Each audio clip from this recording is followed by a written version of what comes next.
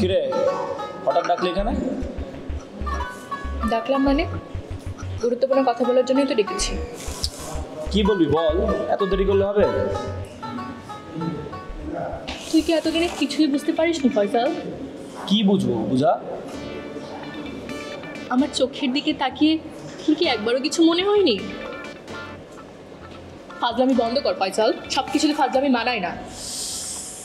আচ্ছা কি বলতে চাচ্ছিস বল শুনি। আমরা চলে যাচ্ছি ফয়সাল, আমাদের আর দেখা হবে না।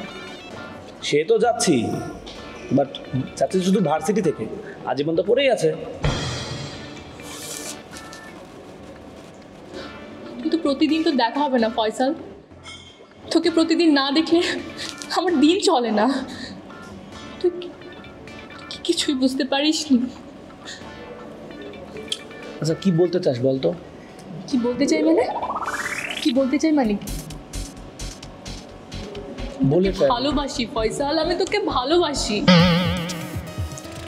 আচ্ছা শোন ফাল্গুনি, আমি তোকে একটা কথা বলতাম, অনেকদিন থেকে বলবো, বাট কাউকে জানাই নাই, গোপন ছিল সে কথাটা। আমি আমি এখনো মান্তাসাকে অনেক বেশি ভালোবাসি। যে মান্তাসা তোকে রিচ করেছে সেই মান্তাসা, আর ভার্সিটির এতগুলো বছর যে তোকে সব কিছুতে তোর পাশে ছিল, আর তার কথা তুই একবারও ভাবিসনি? তাকে তুই একটা সেকেন্ডের জন্য সিরিয়াসলি নিতে পারিসনি? আমি তোকে শুধুমাত্র আমার একটা ভালো বন্ধু ভেবেছি, সহপাঠী, ওয়েল উইশার। আমি কখনোই তোকে ওই নজরে দেখি নাই। একবারের জন্য কি ভাবা যায় না? আমার দ্বারা সম্ভব না, প্লিজ এরকম করিস না। আমি চলে যাচ্ছি ফয়সাল, আমি দেশ ছেড়ে চলে যাচ্ছি। তুই যাস না, বাট সাথে থাক না বন্ধু হয়ে। ফয়সাল তুই কি আমার ইমোশনের একটু মূল্য দিতে পারবি না? দেখ আমার দ্বারা সম্ভব না। আমি এখনও মান্তাসাকে অনেক বেশি ভালোবাসি, ও আমার অনেক কেয়ার করে, অনেক আদর যত্ন করে, আমার অনেক খাতিরদারি করে। ঠিক আছে, থাক তুই তোর মান্তাসাকে নিয়ে।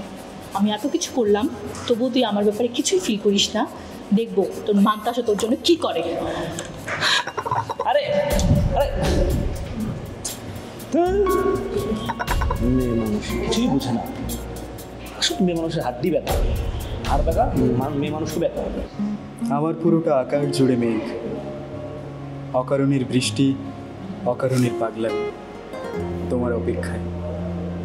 তুমি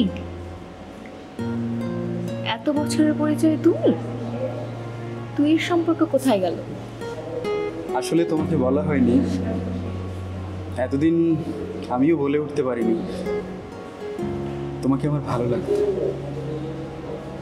দেখো আজ ঘুরে ফিরে সেই একই ইউনিভার্সিটিতে আমরা। সৃষ্টিকর্তা বোধহয় চাইছে যে আমরা এক হই, এক থাকি। আচ্ছা তোমাকে আমি হয়তো ওই সমসাময়িক কোনো জীবন উপহার দিতে পারবো না, তবে আমি কথা দিচ্ছি তোমাকে আমি 60 অথবা 90 দশকের একটা জীবন উপহার দিতে পারবো। এত বছর পর বলতে পারলে এটাই যথেষ্ট।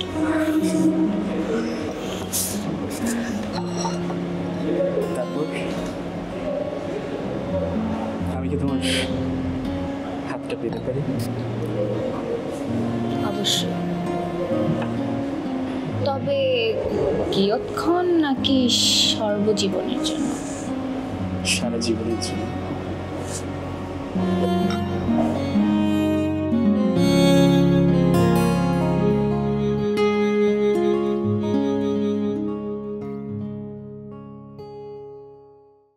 ভাইয়া আজকে ডাকলা যে আমাকে হুট করে আলাদা?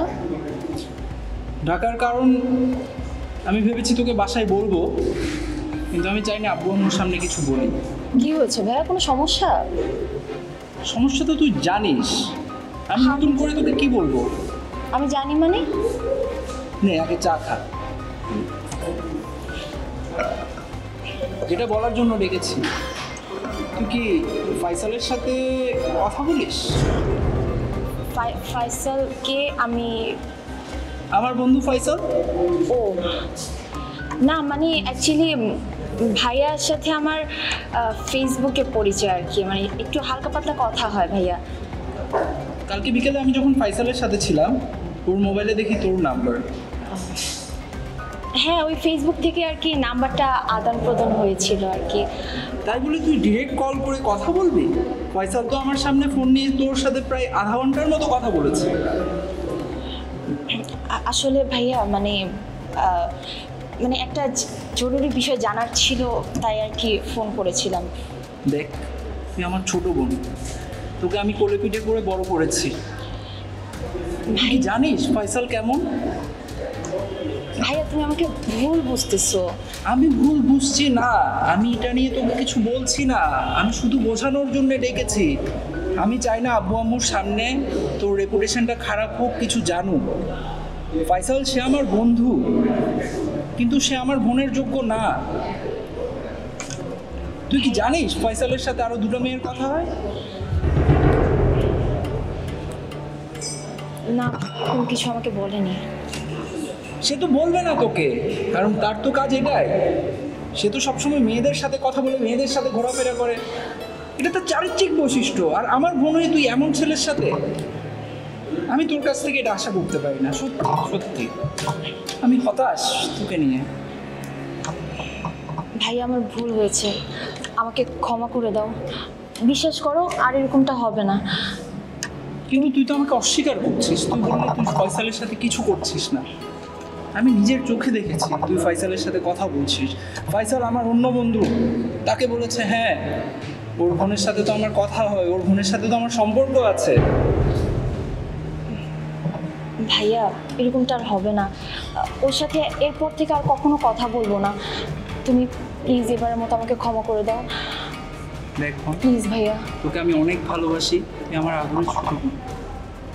প্লিজ আমার কথা রাখ, ভালোভাবে লেখাপড়া কর, নিজের পায়ে নিজে দাঁড়া, জীবনে অনেক ভালো ছেলে পাবি।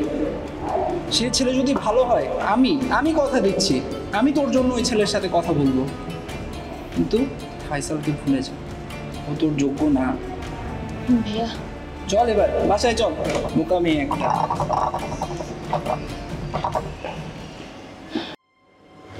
বাসায় আবারও একটি সম্বন্ধের খবর নিচ্ছে। আমি আর কত চাপা দেব? এখন বাবাও আমাকে সময় দিতে চাচ্ছে না। একটু বোঝার ট্রাই করো। তুমি তোমার না হয় বাবাকে বোঝাও। তুমি কি এখনো চাকরি পেতে অনেক কষ্ট হচ্ছে? আমি কি আমার বাবাকে বলবো? আমি বলেছি, আমি তোমাকে কতবার বলবো, একটা বছর আমাকে টাইম দাও, পড়াশোনা সবই শেষ হলো। আমি 1 বছর বলে বলে তুমি 3 বছর নিয়ে নিলে। আর কত বছর চাও তুমি? বলো কিছু। আমার জায়গায় থাকলে তুমি বুঝতে পারতে। তোমার জায়গা আর আমার জায়গা কে বুঝবে? এত বছর থাকতাম না যদি তুমি আমার জায়গাটা বুঝতে পারতে। আচ্ছা তুমি যদি এরকমই করতে থাকো, আমার তোমাকে ছেড়ে চলে যাওয়া ছাড়া আর কোনো উপায় নেই। হ্যাঁ, এটাই তো বলবে। হ্যাঁ, বাহানা। বাহানা? এটাই তো বাহানা, ছেড়ে চলে যাওয়ার বাহানা এটা না? একটা বছর টাইম দাও আমায়, একটা বছর। তুমি তোমার বছর নিয়ে থাকো, আমি চললাম। মায়া, আরে